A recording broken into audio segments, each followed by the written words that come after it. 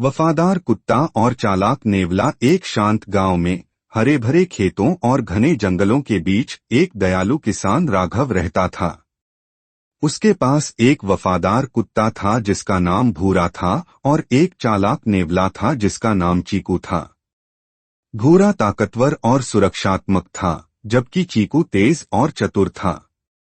एक दिन राघव अपने घर एक नवजात शिशु को लेकर आया और भूरा और चीकू को उसकी सुरक्षा की जिम्मेदारी सौंपी। दोनों जानवर अपनी जिम्मेदारी को बहुत गंभीरता से निभाते थे और हमेशा बच्चे की रक्षा करते थे।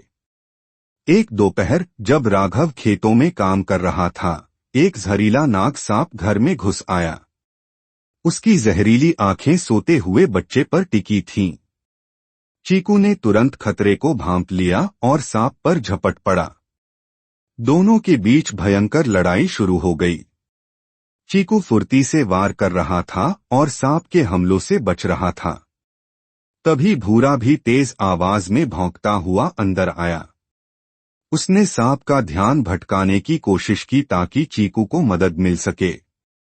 चीकू ने आखिरकार एक जोरदार वार किया और सांप के सिर में अपने नुकीले दांत गड़ा दिए। सांप तड़पकर मर गया और चीकू बच्चे के पास बैठ गए, यह सुनिश्चित करने के लिए कि वह सुरक्षित है।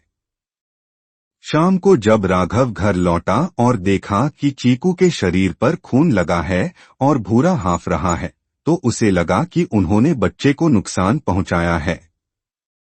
गुस्से में उसने एक डंडा उठाया, लेकिन तभी उसकी नजर मरे हुए सांप पर पड़ी। वह सच्चाई समझ गया और शर्मिंदा होकर डंडा नीचे रख दिया।